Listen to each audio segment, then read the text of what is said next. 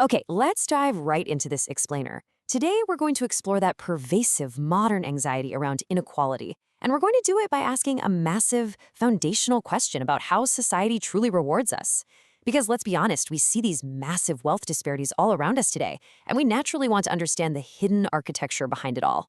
You know, who gets access to status and wealth, and who gets completely left behind. So, is modern success really just about merit? I mean, we're all taught from day one that wealth and status are just the natural results of individual hard work, right? We look at the absolute top tier of professionals and we just assume their position is simply the harvest of their own solitary genius and effort. But today, we're going to pull back the curtain. We're going to look at the hard sociological evidence that actually challenges this deeply held belief, and we'll explore how deeply entrenched historical privileges are quietly translated into modern, everyday success. Now, there is a massive foundational tension here. We all kind of collectively agree to believe we live in an open economic class system. In a true class system, your status is achieved, it's fluid, it's mobile, and it's based on economics. But here's the catch. The data actually suggests that for the elite at the very top, society operates much more like an immutable, closed caste system, a system where status is ascribed right at birth, and it stays rigid and hereditary. So here is our roadmap for systematically breaking down this massive paradigm shift. 1. The illusion of casteless merit. 2. Converting caste to modern capital. 3. The trap of asymmetric stratification. And finally, 4. Cracking the general category. All right, let's kick things off with Section 1, the illusion of casteless merit.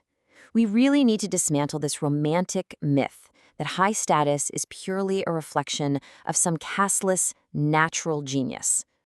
The truth is, hoarding power is a surprisingly ancient human drive. Just look at this timeline. We're talking way back in 3000 BCE in ancient Mesopotamia, where elite scribes literally hoarded complex literacy to maintain their high-ranking status. They basically kept reading and writing a secret. Fast forward to the 1890s, and as historian Rupa Visnoth points out, upper caste elites insisted that their total control over landless labor wasn't slavery at all, but rather a religious custom, which successfully dodged colonial scrutiny. And today, well, modern elites mask their inherited networks by claiming their dominance in super competitive sectors like tech is simply innate, casteless merit. So, the crucial takeaway here is that a fluid, open society doesn't just disappear by accident. It is systematically locked down through a process sociologists call elite closure.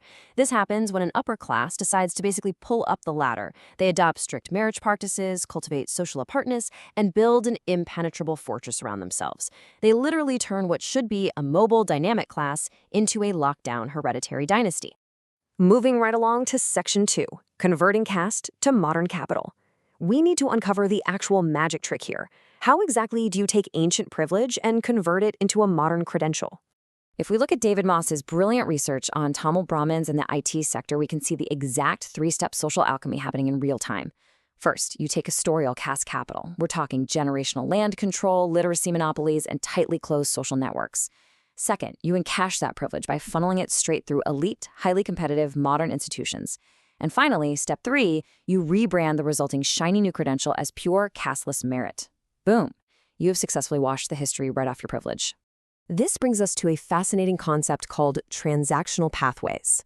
As sociologist Dana Kornberg's research points out, people in society are navigating entirely different economic systems with completely different sets of rules. It's like they're driving on completely different highways.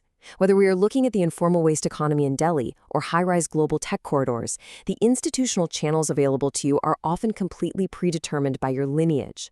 You aren't just doing different jobs. You are walking down entirely different structural pathways of wealth accumulation.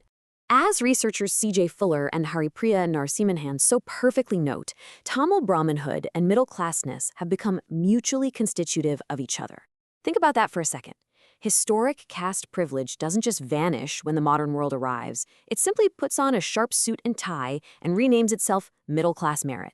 This accumulated privilege allows the elite to self-fashion their identities as universally modern, acting completely independent of the historical, rigid caste systems that actually put them there in the first place.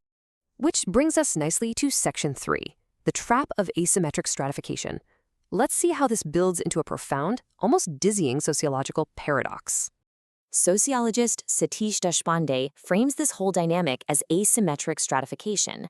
Just notice the stark contrast on this table. The elite get the luxury of occupying an anonymous, unmarked, general category. They just blend in. But the marginalized subaltern, they are permanently, hypervisibly marked. When the elite advance in their careers, they get to claim it's just pure merit. But when marginalized groups try to advance or simply claim basic state resources, they are forced to politically mobilize using their specific identity, which makes them stand out even more. This entire setup creates what we can call the general category shield. The elites get to hide safely behind this invisible shield, appearing to the world as neutral, standard, modern professionals. They quietly maintain their closed, hereditary dynasty while literally pointing at the hypervisible identity politics of the lower classes as proof that they, the marginalized, are the ones clinging to archaic social divisions. It's a brilliant but absolutely devastating structural inversion of reality. And I want you to just look at this number for a second. 0. That is the exact number of times caste has historically been legally recognized as a source of privilege. 0. Because of the way our policies and our shared common sense are framed, the system is designed to only ever treat caste publicly as a subaltern disadvantage. Meanwhile, it remains completely conveniently blind to the massive, compounding, generational advantages it provides to the people sitting at the very top. All right, finally, Section 4, cracking the general category. This right here is the absolute core focus of our explainer today. How do we break this calcified monopoly? The answer we find in the research is nonviolent structural exposure. Basically, we have to actively strip away the illusion of the generic casteless professional. By rigorously documenting and exposing the so-called general category, we reveal that it isn't some universal meritocracy at all. It's actually a heavily guarded, historical upper caste lineage. Shattering this anonymity, pulling off the mask of universal merit, is the only real way to crack elite closure. Deshpande hits the nail on the head here.